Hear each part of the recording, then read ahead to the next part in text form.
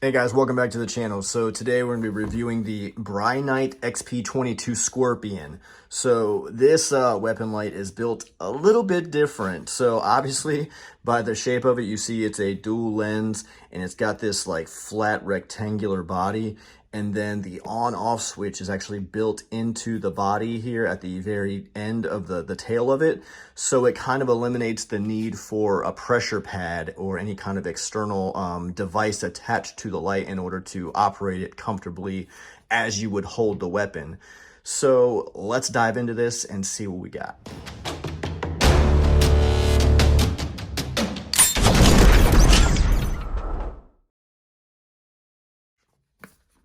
All right, so this packaging open. So got our little handy dandy instruction manual, and then here we have the light itself. So let's get this thing out of the packaging here.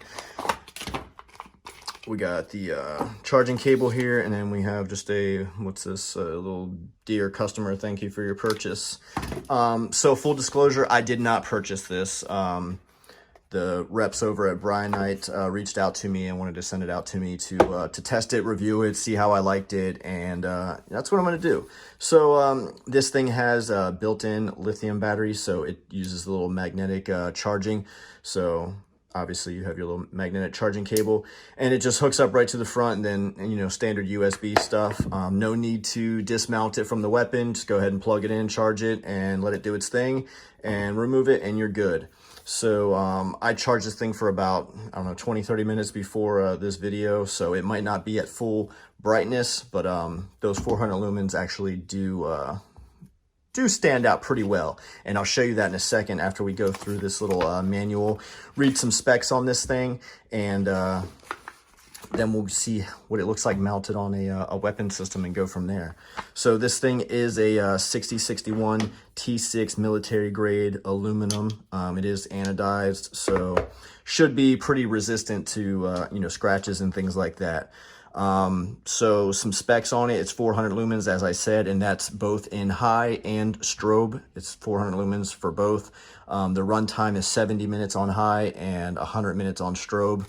If you're running 100 minutes of strobe, I don't know. That's weird. So it is IP66 waterproof rated, and the beam distance, so the throw of like the actual beam, supposedly its beam distance is 230 meters. This thing does weigh 3.53 ounces, and that's including, you know, the battery that's built into it. So the whole thing, 3.5 ounces. Any other pertinent data that you guys would want to know? So again, magnetic charging, tempered glass for the lenses, anti-abrasion, anti-scratch, and drop resistance. It does have overcharge protection, so you're not gonna be able to charge this thing too much and it'll overheat like other light manufacturers out there. Not gonna name any names. So again, all right, so the on-off switch here. So if you just quick tap it, that's constant on. And then if you know, hold it in and then let go, that's like your momentary. So you got to hold it for like more than a second and let go, and it's momentary. Quick tap is on, and then tap it off. And then double tap is your strobe. So seizure warning here if strobe bothers you. I'm going to do it again real quick. So quick tap, double tap is strobe. Quick tap is just on. And then that long hold and let go is momentary. So, how I would run this, well, let me show you here. They recommend that you mount it on the bottom, and you can do that. You know, if you have it mounted on the bottom, then you do your quick press and it's on and it does whatever you want it to do. Here's why I'm not going to do that. I'm going to mount mine on top because, one, it's going to sit, you see how thin this is? It's going to sit nice and flush. It's not going to get in the way of my optic or anything crazy.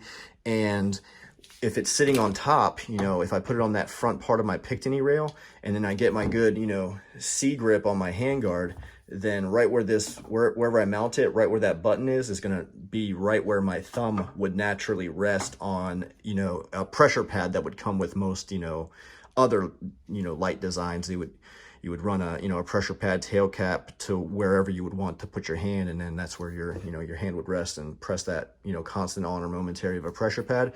This is one unit where you don't need a you know, an external pressure pad. This is built in. So wherever I mount this is where my thumb is going to rest on this tail cap here, and I can just, you know, quick press, hold it in, let go for my momentary, or quick tap my thumb for the strobe. So that's what I'm gonna do. So I'm gonna shut up, I'm gonna mount this thing, we're gonna put it on the weapon system here, and then we're gonna see what she does. So I don't know how YouTube's gonna be with me just putting this on the end of my weapon here. So it's literally, you just unscrew this and mount it to your rail and then tighten the screw down. So I'm gonna put that right there and then I'll be right back. So I completed my extensive modification off camera because YouTube's weird. So like I said, just mounts up straight to your Picatinny rail there. And all I'm gonna do is get my natural grip and see right where I would have my good C grip is right where my thumb is gonna rest.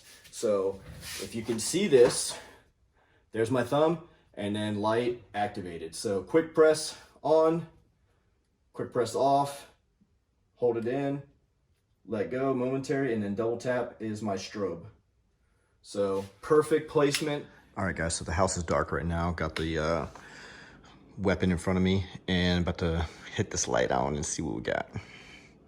So that's see if I can focus it. All right, there we go. So that's that dual beam there. It's a little hard to focus it while I'm running around, but this thing is super, super bright. Sorry about my messy house.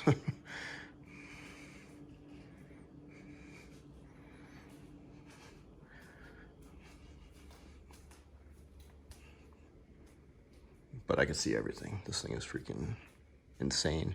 And I like how the dual beam kind of forms to one as you get to distance. It's pretty sweet. I don't know if you guys can see my my sling.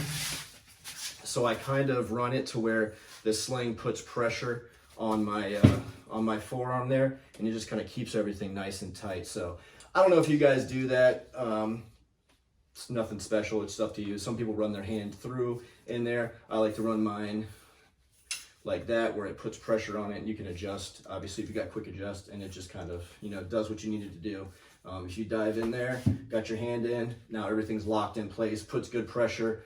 I don't need to really do anything here, so. Separate video, tactics and stuff, whatever. All right, but anyway, so good placement, natural. I don't need an external pad to take up any more room. This thing is nice and flat, doesn't get in the way of my optic. I can look through here, literally not in the way at all, see right over it. So, cool. Let me know what you guys think of the Brinyte XP22 Scorpion.